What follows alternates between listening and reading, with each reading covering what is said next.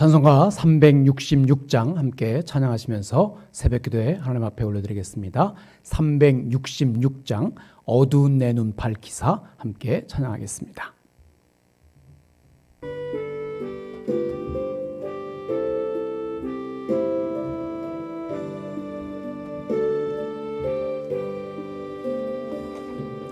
어두운 내 눈 밝히사 진리를 보게 하소서. 진리의 열쇠 내게 주사 참빛을 찾게 하소서. 깊으신 뜻을 알고자 엎드려 기다리오니 내 눈을 뜨게 하소서. 성령이여 막혀진 내 귀 여시사 주님의 귀한 음성을 이 귀로 밝히 들을 때에 내 기쁨 한량 없겠네. 깊으신 뜻을 알고자 엎드려 기다리오니 내 길을 열어 주소서. 성령이여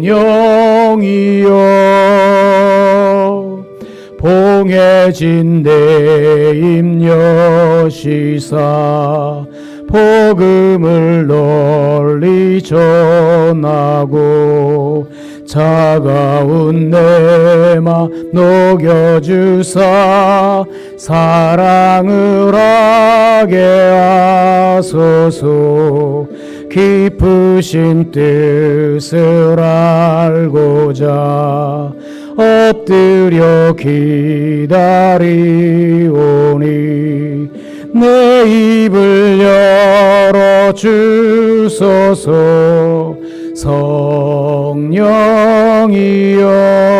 성령이여.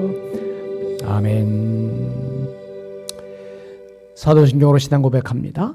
전능하사 천지를 만드신 하나님 아버지를 내가 믿사오며 그 외아들 우리 주 예수 그리스도를 믿사오니 이는 성령으로 잉태하사 동정녀 마리아에게 나시고 본디오 빌라도에게 고난을 받으사 십자가에 못 박혀 죽으시고 장사한 지 사흘 만에 죽은 자 가운데서 다시 살아나시며 하늘에 오르사 전능하신 하나님 우편에 앉아 계시다가 저리로서 산자와 죽은 자를 심판하러 오시리라. 성령을 믿사오며 거룩한 공예와 성도가 서로 교통하는 것과 죄를 사하시는 것과 몸이 다시 사는 것과 영원히 사는 것을 믿사옵나이다. 아멘. 성경 말씀 보겠습니다. 성경 말씀은 마태복음 16장 1절부터 12절까지의 말씀입니다. 마태복음 16장 1절로 12절까지의 말씀 제가 천천히 봉독합니다. 바리새인과 사두개인들이 와서 예수를 시험하여 하늘로부터 오는 표적 보이기를 청하니 예수께서 대답하여 이르시되 너희가 저녁에 하늘이 붉으면 날이 좋겠다 하고 아침에 하늘이 붉고 흐리면 오늘은 날이 굳겠다 하나니 너희가 날씨는 분별할 줄 알면서 시대의 표적은 분별할 수 없느냐. 악하고 음란한 세대가 표적을 구하나 요나의 표적밖에는 보여줄 표적이 없느니라 하시고 그들을 떠나 가시니라. 제자들이 건너편으로 갈새 떡 가져가기를 잊었더니 예수께서 이르시되 삼가 바리새인과 사두개인들의 누룩을 주의하라 하시니 제자들이 서로 논의하여 이르되 우리가 떡을 가져오지 아니하였도다 하거늘 예수께서 하시고 이르시되 믿음이 작은 자들아 어찌 떡이 없으므로 서로 논의하느냐. 너희가 아직도 깨닫지 못하느냐. 떡 5개로 5,000명을 먹이고 주운 것이 몇 바구니며 떡 7개로 4,000명을 먹이고 주운 것이 몇 광줄이었는지를 기억하지 못하느냐. 어찌 내 말한 것이 떡에 관함이 아닌 줄을 깨닫지 못하느냐. 오직 바리새인과 사두개인들의 누룩을 주의하라 하시니 그제서야 제자들이 떡에 누룩이 아니요 바리새인과 사두개인들의 교훈을 삼가라고 말씀하신 줄을 깨달으니라. 아멘. 오늘은 방금 봉독한 마태복음 16장 1절로 12절의 말씀을 가지고 표적을 깨닫는 능력이라는 제목으로 말씀을 나누려고 합니다. 오늘 본문을 보면 외식하는 유대교 지도자들이 예수님께 옵니다. 하지만 예수님은 그들에게 더 이상 해주실 말씀이 없었습니다. 그들은 믿지 않기로 작정한 자들이었기 때문에 예수님은 굳이 그들에게 더 이상 말씀할 필요가 없었던 거죠. 그런데 그들은 믿지도 않으면서 자꾸 표적만을 요구합니다. 오늘 본문 1절 다시 한번 보십시오. 바리새인과 사두개인들이 와서 예수를 시험하여 하늘로부터 오는 표적 보이기를 청하니. 여러분, 지금까지 예수님은 수많은 표적을 행하셨어요. 지금도 성령님께서 우리의 삶과 심령 가운데 수많은 표적을 행하십니다. 말할 수 없는 탄식으로, 또한 우리의 행동 속에서, 또한 우리의 환경 속에서, 또 내 주위의 사람들을 통해서 수많은 표적을 행하세요. 그런데 그 표적을 분별하고 깨닫는 것은 쉽지 않습니다. 바리새인과 사두개인들, 그래서 그들은 예수님께 와서 또 표적을 요구해요. 근데 그들이 예수님께 표적을 구하는 목적은 예수님을 패퇴시키기 위한 것이었어요. 정작 예수님에 대해서는 아무런 관심이 없어요. 그런데 예수님은 이미 수천 명의 사람들 앞에서 당신이 누구인지 나타내는 충분한 표적을 보이셨어요. 그런데 예수님을 넘어뜨리기 위해서 그들은 예수님께 또 표적을 요구하는 거예요. 지금까지 보이신 그 표적, 지금까지 보이신 많은 증거들을 그들에게는 관심 없는 것처럼, 아예 관심이 없는 그러한 모습을 보이는 거죠. 그래 여러분, 욕심에 사로잡혀 있으면 아무리 많은 표적을 본다라고 할지라도, 아무리 놀라운 표적을 본다라고 할지라도 그것이 표적인지 깨닫지 못합니다. 그래서 예수님께서 그들에게 하늘의 상태를 보고 날씨를 분별할 줄은 알면서 시대의 표적은 왜 분별하지 못하느냐고 지적하시죠. 오늘 본문 2절부터 4절까지 쭉 계속해서 보겠습니다. 예수께서 대답하여 이르시되 너희가 저녁에 하늘이 붉으면 날이 좋겠다 하고 아침에 하늘이 붉고 흐리면 오늘은 날이 굳겠다 하나니 너희가 날씨는 분별할 줄 알면서 시대의 표적은 분별할 수 없느냐.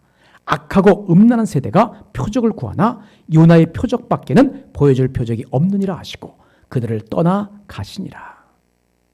여러분, 예수님께서 이제까지 행하셨던 이적들은 누가 봐도 부인할 수 없는 확실한 표적이에요. 그럼에도 불구하고 그들은 그 표적들을 분별하지 못했어요.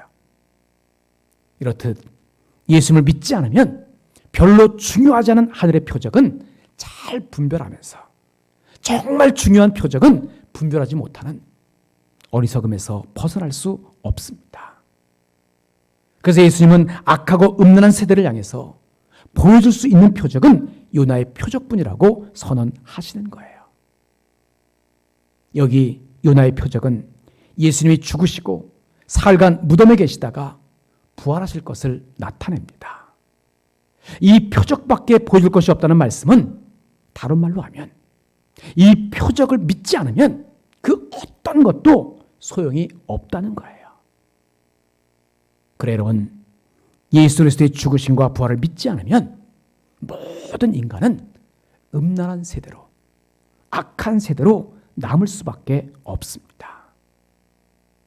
예수 그리스도의 죽음과 부활이야말로 모든 인류가 반드시 믿어야 할 확실한 그러한 표적이에요. 본문 5절로 7절을 보십시오. 제자들이 건너편으로 갈새 떡 가져가기를 잊었더니 예수께서 이르시되 삼가 바리새인과 사두개인들의 누룩을 주의하라 하시니 제자들이 서로 논의하여 이르되 우리가 떡을 가져오지 아니하였도다 하거늘. 예수님은 제자들에게 바리새인과 사두개인들의 누룩을 주의하라고 말씀하시죠. 그래서 저희들은 떡을 챙겨오지 않은 것 때문에 걱정해요.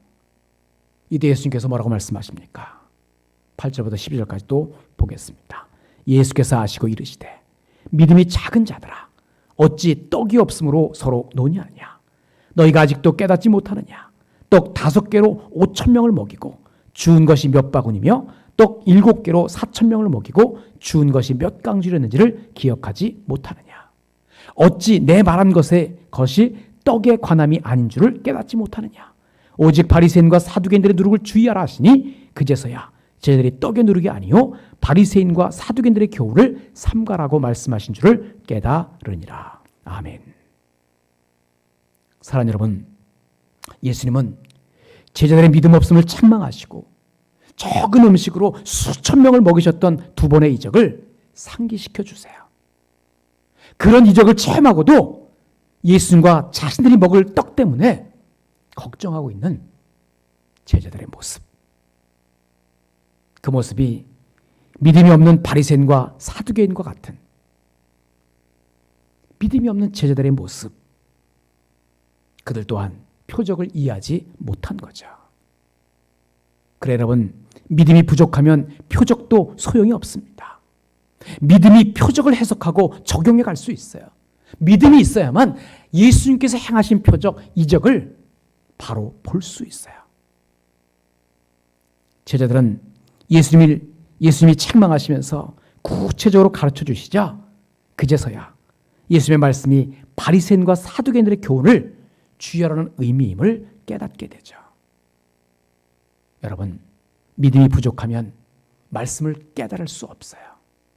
그래서 하나님의 말씀, 이 성경은 믿음으로 읽어가야만 합니다. 알므로 읽어가는 그런 책이 아니라 믿음의 눈으로, 아멘의 눈으로 읽어가야만 합니다. 말씀을 오해해서 잘못된 방향으로 적용될 수 있어요. 믿음이 부족하면 우리는 말씀을 깨달을 수 없어요. 믿음이 있어야만 말씀을 바로 깨달을 수 있고 말씀을 들어야만 믿음이 생겨나요. 그래서 믿음과 말씀은 선순환을 이룰 수 있습니다. 말씀을 읽고 들으면 믿음이 생겨요. 믿음이 생기면 말씀을 더 깊이 깨달을 수 있어요. 그래 여러분, 오늘을 살아감에 있어서 믿음을 거부하면서 표적만을 요구하는 악하고 음란한 세대 가운데 한 사람은 아닌지 다시 한번 점검해 보십시오. 표적을 보고 말씀을 듣고도 오해하고 깨닫지 못하는 것은 무엇 때문이에요? 믿음이 적기 때문에, 믿음이 작기 때문이에요. 표적과 말씀을 분별하고 깨닫고 바르게 적용하기 위해서는 믿음으로, 오직 믿음으로 표적을 보고 오직 믿음으로 말씀을 들어야만 합니다. 믿음으로 들어야만 말씀이 바로 깨달아지는 거예요. 믿음으로 말씀을 듣는 자, 믿음으로 표적을 보는 자, 그에게 하나님의 역사가 일어납니다. 오늘도 믿음으로 말씀을 듣고 믿음으로 표적을 보는, 그래서 하나님의 역사의 주인공 되어지는, 하나님의 역사를 일으키는 주인공들이 되어지는 그러한 삶이 되어지기를 주님으로 간절히 축복합니다. 기도하겠습니다. 믿음으로 말씀을 듣고 표적을 보는 자로 살아가기 원하시는 아버지 하나님, 하나님의 그 크신 은혜와 사랑을 감사드립니다. 오늘 드려진 말씀을 기억하면서 표적을 보고 말씀을 듣고도 오해하고 깨닫지 못하는 믿음이 작은 어리석은 삶이 아니라 표적과 말씀을 분별하고 깨닫고 바르게 적용함으로 믿음으로 표적을 보고 말씀을 듣는 삶을 살아갈 수 있도록 인도하여 주옵소서.